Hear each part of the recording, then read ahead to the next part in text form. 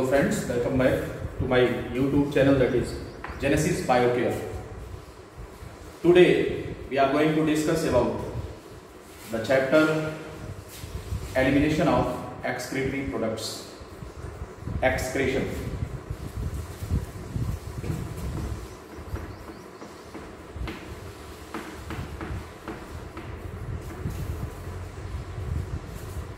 How can we define the excretion process? Excretion है क्या?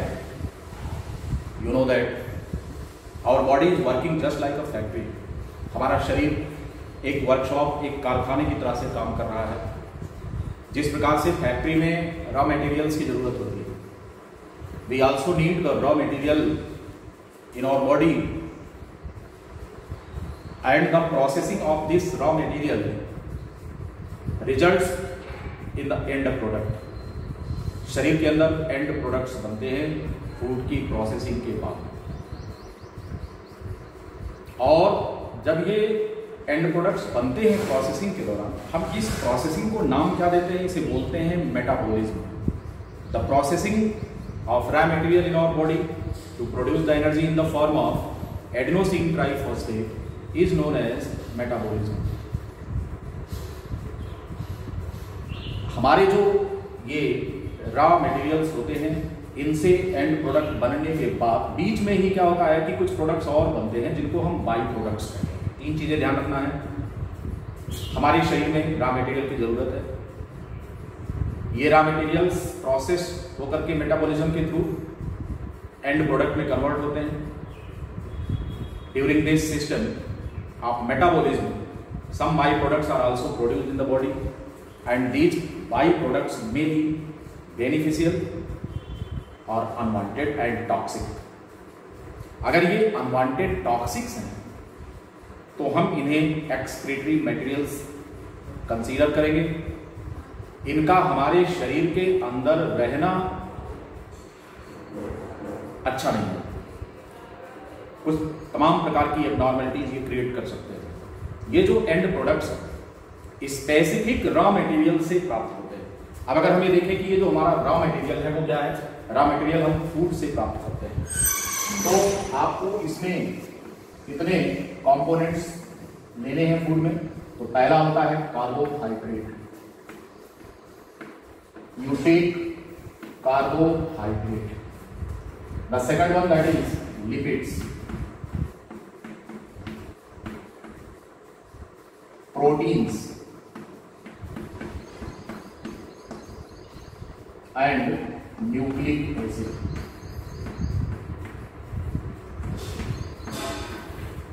These are the components of food material that you take. Carbohydrate से जो by product आपको प्राप्त हो रहा है रेस्पिरेशन में, उसका नाम कार्बन डाइऑक्साइड है. आपको पता है कि कार्बन डाइऑक्साइड हमारे शरीर के अंदर किसी भी लेवल पर बेनिफिशियल नहीं है. It's persistence above it's particular limit in the body may create problem. This may lower the pH of your blood. आपके ब्लड का पीएच डाउन कर सकता है. आपको पता है कि हमारे ब्लड का पीएच कितना होता है? That is 7.4. It is slightly alkaline. कैसा होता है? 7.4 होता है, एल्कलाइन होता है. और अगर कार्बन डाइऑक्साइड हमारे ब्लड के अंदर रुके तो फिर एसिडोसिस हो सकती है. इसे बचाना है, इसलिए कार्बन डाइऑक्साइड को हमारे शरीर से बाहर जाना ही होगा. और बाहर जाने की यह प्रक्रिया भले ही रेस्पिरेशन है, but the removal of carbon dioxide can be considered as the system of excretion. हम मान सकते हैं कि कार्बन डाइऑक्साइड को शरीर से बाहर निकालना एक्सक्रीशन कहलाता है. Now come to the second product. आपको पता है कि carbohydrate is the primary source of energy in the body. जब कभी भी एडेनोसिन ट्राइफॉस्फेट रेस्पिरेशन में उत्पन्न करना होता है तो हम ग्लूकोज को एक रॉ मटेरियल के रूप में इस्तेमाल कर रहे हैं. इसकी ऑक्सीडेटिव ब्रेकडाउन करके एडेनोसिन ट्राइफॉस्फेट प्राप्त होता है और बाई प्रोडक्ट के रूप में CO2 प्राप्त होता है. तो इस प्रकार से CO2 पैदा होना और शरीर से बाहर निकालना रेस्पिरेशन तो है, लेकिन ये एक्सक्रीशन भी एक तरह से है, क्योंकि कार्बन डाइऑक्साइड हमारे शरीर के अंदर अनवांटेड मटेरियल होता है। लिपिड्स, सामान्य तौर पर आप जानते हैं कि लिपिड का उपयोग एनर्जी के लिए बॉडी में नहीं होता। These are the secondary source of energy. These can be utilized for energy purpose when the concentration of glucose in your blood is not sufficient, you are not taking food for long duration, आप fasting कर रहे हैं, व्रत कर रहे हैं, खाना नहीं खा रहे हैं, उस दौरान जितना स्टोर्ड ग्लाइकोजन आपके लीवर में और बॉडी मसल्स में है, पहले उसको ब्रेक करके ग्लूकोज बनाएंगे, ग्लूकोज से फिर रेस्पिरेटरी मेटाबॉलिज्म से CO2 बनाकर बाहर निकालते हैं। लेकिन जब आपकी बॉडी में कार्बोहाइड्रेट का रिजर्व स्टॉक जो होता है वो भी खत्म होगा, तो फिर क्या होगा? तो ऐसी कंडीशन में नंबर 2 पर हम लिपिड्स का इस्तेमाल करते हैं। किस काम के लिए? एनर्जी के लिए। इसलिए आप कह सकते हैं कि lipid is the secondary source of energy, it is the secondary source.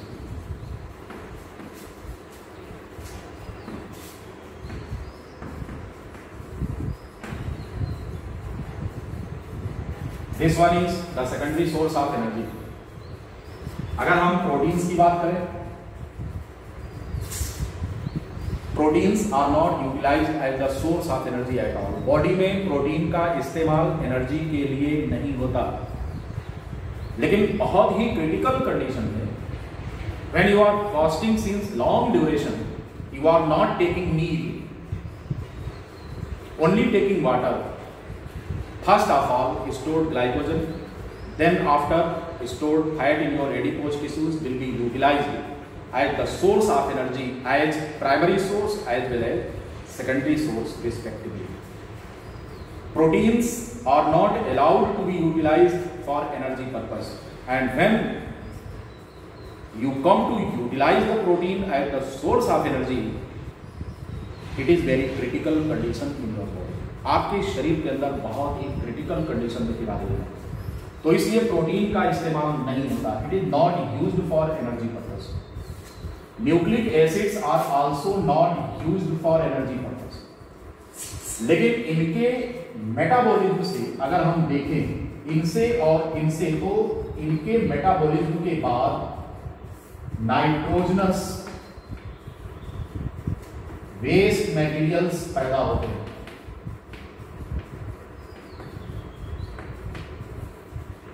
Nitrogenous waste materials किससे प्राप्त होते हैं? प्रोटीन और न्यूक्लिक एसिड के मेटाबॉलिज्म के बाद हमारे शरीर में जो बाई प्रोडक्ट्स पैदा हो रहे हैं, जो टॉक्सिक मटेरियल्स हैं, उनको नाइट्रोजनस वेस्ट मटेरियल कहा जाएगा। इस तरह से अब अगर हम आए और देखें कि एक्सक्रीशन होता क्या है, come and define what is the process of excretion.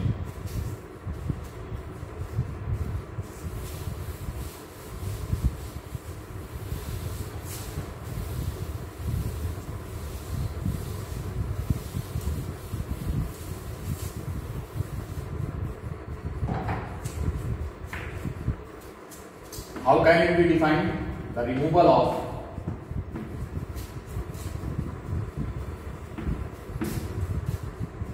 nitrogenous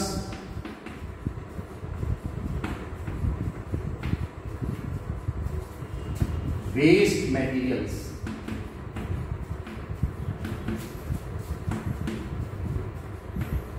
and others that are either not required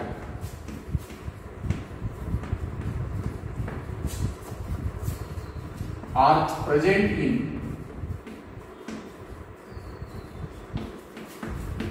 excess amount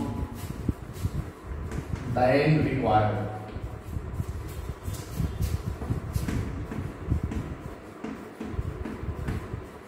Known as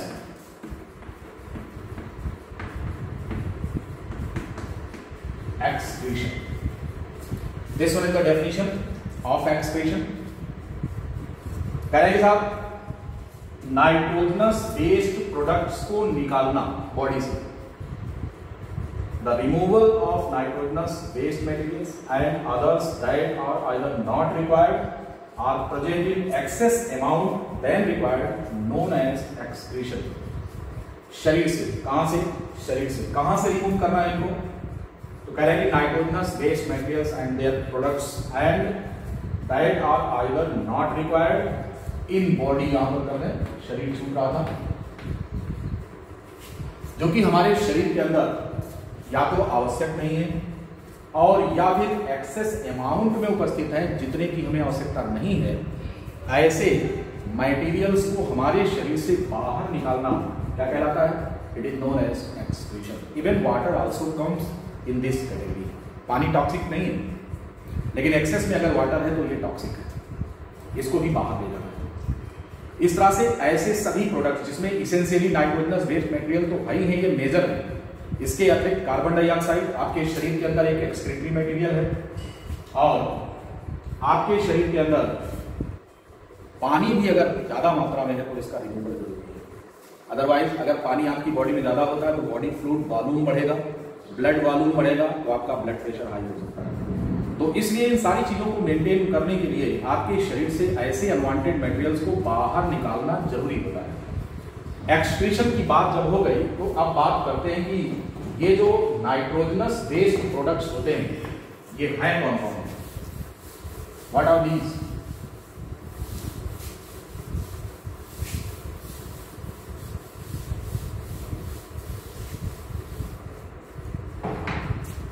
अगर हम ओवरऑल देखें, प्रोटीन प्रोडक्ट्स की अगर बात करें, प्रोटीन से मेटाबॉलिज्म के बाद बनने वाले जो मटेरियल्स हैं, these are ammonia, amino acids and urea. इसी तरह से अगर हम न्यूक्लिक एसिड से बात करें,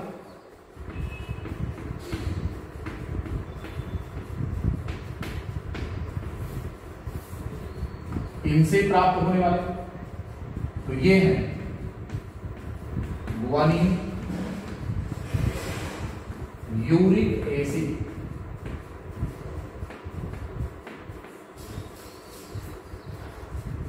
अगर हम कार्बोहाइड्रेट से बात करें,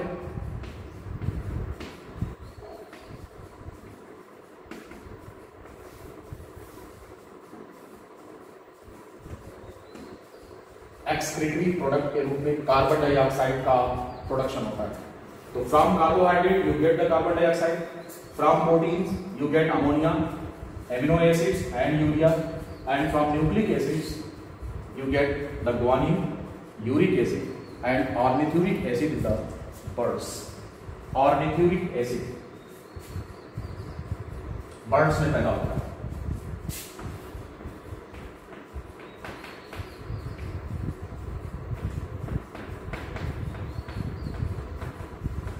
ऑर्निथ्यूरिक एसिड। इस तरह से ये जो प्रोडक्ट्स है आप देख रहे हैं, ये सभी एक्सक्रीटरी प्रोडक्ट्स है हमारी बॉडी में। Carbon dioxide, ammonia, amino acids, urea, guanine, uric acid, ornithuric acid and so on. अगर हम देखें यहाँ तो सबसे जो प्रमुख उत्पाद के रूप में है जो एक्सक्रीटरी प्रोडक्ट्स हैं वो प्रोटीन मेटाबॉलिज्म के होते हैं। और बेसिकली इसमें अगर हम देखें तो अमोनिया, यूरिया ये हैं, और न्यूक्लिक एसिड का जो मेजर प्रोडक्ट है वो यूरिक एसिड है। अगर हम इन तीन नाइट्रोजनस बेस्ड प्रोडक्ट की बात करें तो इन पर दो क्वेश्चन बनते हैं। ये जो तीन बेसिक प्रोडक्ट्स हैं इसको मिटा रहे हैं,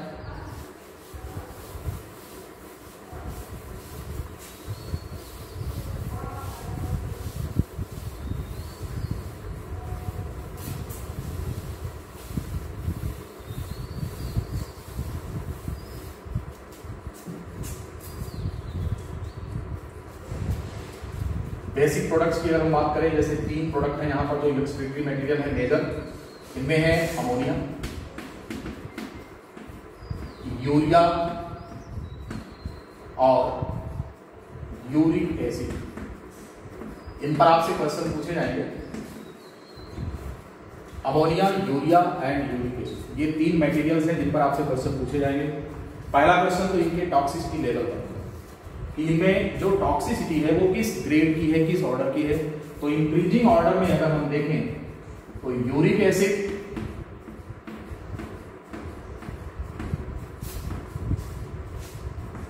urea and ammonia NH3, it is the order of toxicity.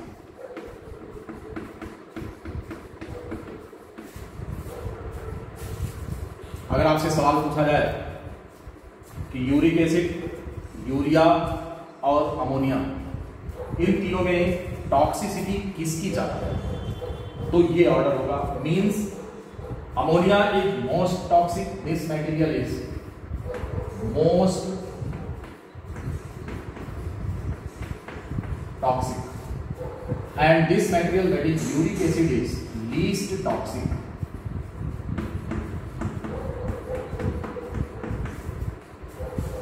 Ammonia is most toxic and uric acid is least toxic material. दूसरा क्वेश्चन जो यहां पे बनेगा वो बनेगा रिक्वायरमेंट ऑफ वाटर से।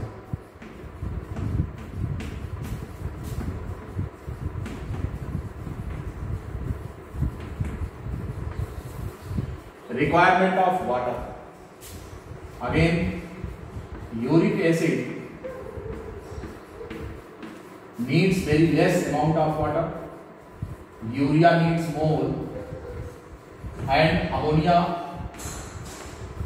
needs maximum water to its removal.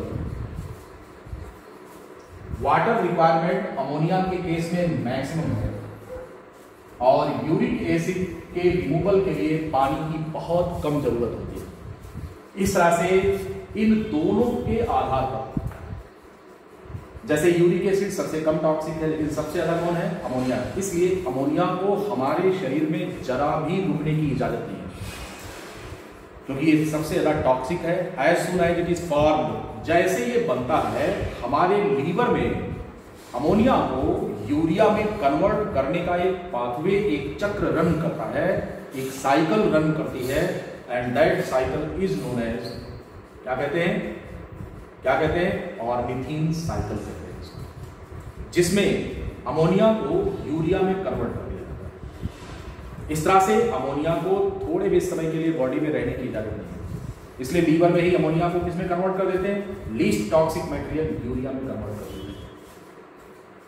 लेकिन कुछ एनिमल्स ऐसे होते हैं जिनमें अमोनिया का एक्सक्रीशन होता है।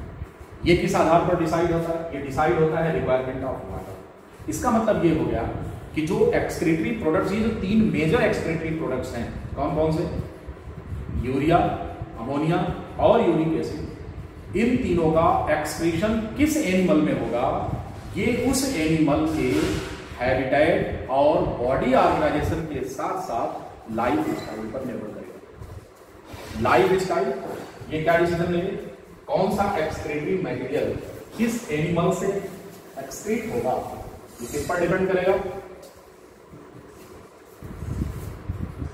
The type of excretory materials.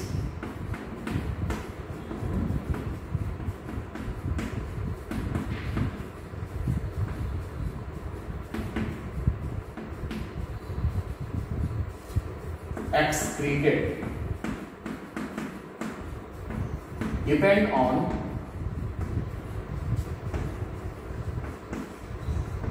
किन चीजों पर, बॉडी ऑर्गेनाइजेशन,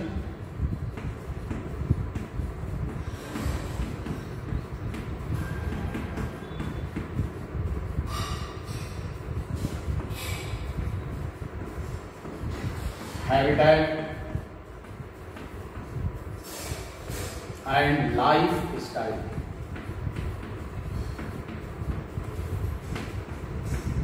इन पर डिपेंड करता है कोई भी ऑर्गेनिज्म, उसके शरीर की बनावट किस ग्रेड की, उसका ऑर्गेनाइजेशन कैसा है, वो किस प्रकार के एटमॉस्फेयर में रहता है, पानी में रहता है कि जमीन पर रहता है या हवा में रहता है, किस प्रकार का उसका लिविंगनेस है और उसकी जीवन शैली किस प्रकार की है, किस तरह का उसका खान पान है। इन सारी चीजों पर निर्भर करेगा कि जो एक्सक्रीटरी प्रोडक्ट्स बनते हैं वो किस प्रकार के होंगे। यानी कहने का मतलब ये हुआ कि सपोज जैसे लाइफ स्टाइल हमने आपसे बात किया, अगर आप प्रोटीन बहुत पसंद करते हैं और प्रोटीन एक्सेस में ले रहे हैं, मीट खा रहे हैं या फिर ऐसे प्रोडक्ट्स का यूज कर रहे हैं जिसमें प्रोटीन बहुत ज़्यादा है, तो ऐसी कंडीशन में आपकी बॉडी में यूरिक एसिड की मात्रा भी बढ़ जाएगी। इसलिए किस प्रकार का एक्सक्रीटरी मटेरियल आप एक्सक्रीट करेंगे ये बॉडी ऑर्गेनाइजेशन पर निर्भर करेगा। किस प्रकार के एक्सक्रीटरी ऑर्गन आपके शरीर के अंदर है, किस प्रकार के एटमॉस्फेयर में आप रहते हैं, कौन से हैबिटेट में, और आपकी लाइफ स्टाइल किस प्रकार की है। इस तरह से ये जो 3 प्रोडक्ट्स यहाँ पर हैं, कौन कौन से हैं, ये जो 3 प्रोडक्ट्स यूरिया, अमोनिया और यूरिक एसिड है, इनको निकालने वाले एनिमल्स को 3 कैटेगरी में डिवाइड किया गया है।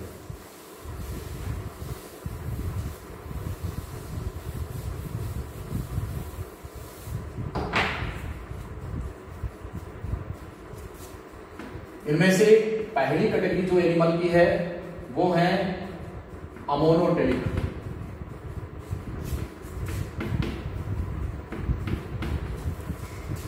ऐसे एनिमल्स किस चीज का एक्सक्रीशन करते हैं, अमोनिया, NH3 एक्सक्रीटिंग एनिमल्स। आपको अभी हमने बताया कि अमोनिया को एक्सक्रीट करने के लिए पानी की बहुत आवश्यकता होती है। अमोनिया अपने वॉल्यूम से कई गुना ज्यादा पानी एब्जॉर्ब कर लेता है, इसलिए ये ऐसे एनिमल के शरीर से डिस्चार्ज होगा जिनके जीवन में पानी की कमी को छोड़ दो, पानी की अधिकता है, यानी कि उनको पानी शरीर में घुसने से प्रॉब्लम है। ऐसे एनिमल्स में एक प्रोटेक्टिव डिवाइस के रूप में भी अमोनिया का निर्माण होता है। एक्वाटिक एनिमल्स, इसका मतलब यह हो गया कि ऐसे एनिमल्स जिनके जीवन में पानी की अधिकता है, मतलब सीधा है कि ये एक्वाटिक एनिमल्स होते हैं। एग्जांपल्स ऑफ दीज एनिमल अगर हम देखें तो these are aquatic insects.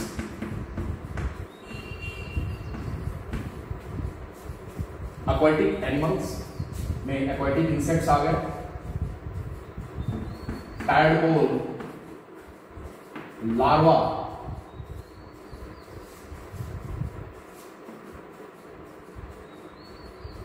most of the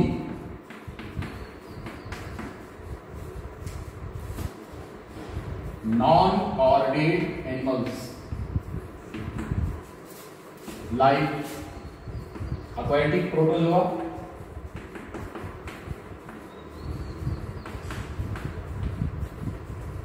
porifera, coelenterata, टेरोफोर्स,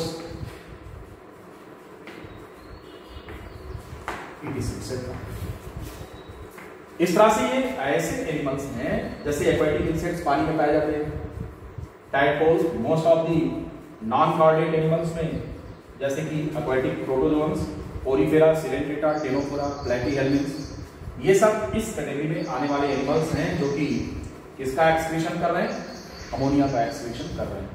इसके अलावा वो एम्फीबिया अगर पानी में पाए जाते हैं, एम्फीबियंस फाउंड इन वाटर, जैसे फ्रॉग है, तो फ्रॉग अगर पानी के अंदर है तो अमोनिया का एक्सक्रीशन करेगा, और अगर ये जमीन पर है तो यूरिया का। On the same is true with the annelids also, जैसे अर्थवर्म है, अर्थवर्म अगर पानी के अंदर है तो अमोनिया का एक्सक्रीशन करेगा, और अगर जमीन पर है तो यूरिया का एक्सक्रीशन करेगा। तो ये पहली कैटेगरी ऐसी है अमोनोटेलिक एनिमल्स की, आपको मेमोराइज करना, आपको याद करना बहुत आसान है, क्योंकि आपको पता है कि अमोनिया को रिलीज करने के लिए सबसे ज्यादा मात्रा में पानी की जरूरत होती है। फिर आती है दूसरी कैटेगरी जो है वो यूरियोटेलिक एनिमल्स की। What are the ureotelic animals? ये यूरिया का एक्सक्रीशन करने वाले एनिमल्स होते हैं।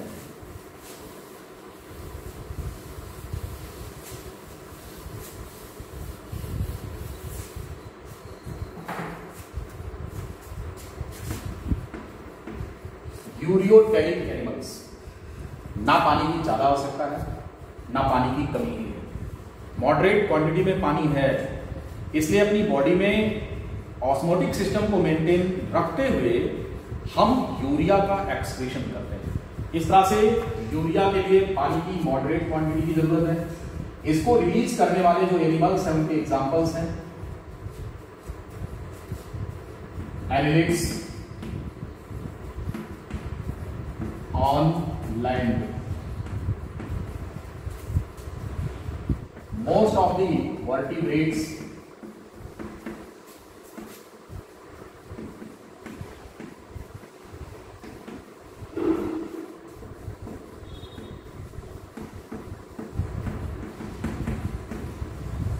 Marine fish. इस तरह से ये ज्यादातर एनिमल्स ऐसे हैं जो इस कैटेगरी में आ रहे हैं। यूरियोटेलिक है, मींस यूरिया का एक्सक्रीशन करते हैं। यूरियोटेलिक का मतलब क्या होता है? What mean by ureotelic? Release urea. ये अपने शरीर से यूरिया का एक्सक्रीशन करने वाले एनिमल्स होते हैं। इनके शरीर में पानी की ना तो ज्यादा आवश्यकता है और ना कमी ही है, तो ऐसे एनिमल्स को यूरियोटेलिक कहा जाता है। एग्जांपल आपके सामने है। ये दूसरी कैटेगरी। तीसरी कैटेगरी अगर हम देखें तो वो है यूरेकोटेलिक। यूरेकोटेलिक animals, these animals excrete uric acid, excrete uric acid।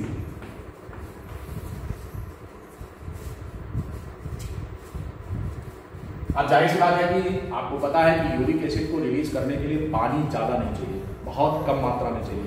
इसलिए ऐसे एनिमल्स जो टेरेस्ट्रियल हैबिटेट में पाए जाते हैं, जिनके जीवन में पानी की कमी है, वो यूरिक एसिड का एक्सक्रीशन करेंगे। और इनके एग्जांपल्स में टेरेस्ट्रियल इंसेक्ट्स हैं, terrestrial insects, birds, terrestrial reptiles,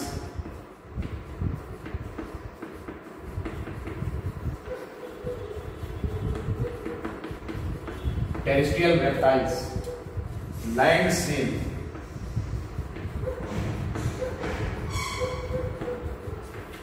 ये सभी एनिमल्स यूरिक एसिड का एक्सक्रीशन करते हैं क्योंकि इनके जीवन में पानी की कमी होती है। इस तरह से आपने देखा कि 3 मेजर एक्सक्रीटरी प्रोडक्ट्स हैं अलग अलग प्रकार के एनिमल में, उनके हैबिटेट, बॉडी ऑर्गेनाइजेशन और लाइफ स्टाइल के आधार पर, और इनके एग्जांपल्स। तो ये सारी बातें हमने डिस्कस किया और अब हमें डिस्कशन करना होगा कि यह जो एक्सक्रीशन हो रहा है इसमें इन्वॉल्व जो ऑर्गेन्स हैं, जिनको हम एक्सक्रीटरी ऑर्गेन्स कहते हैं, वो अलग अलग एनिमल में किस प्रकार के होते हैं। A brief survey of excretory organs in different group of animals. आज के हमारे इस वीडियो लेक्चर में केवल इतना ही। हम अपने अगले लेक्चर में इस बात को कंटिन्यू करेंगे कि अलग अलग प्रकार के एनिमल्स में उनकी लाइफ स्टाइल, हैबिटेट और बॉडी के ऑर्गेनाइजेशन के अनुसार किस किस प्रकार के एक्सक्रीटरी ऑर्गेन्स पाए जाते हैं। आज के लिए इतना ही। आप कोई सवाल अगर चाहें तो पूछ सकते हैं। वेरी सिंपल, हमने एक सिंपल डिस्कशन इस पर किया है। अगर कोई सवाल आपको पूछना है, यू कैन आस्क।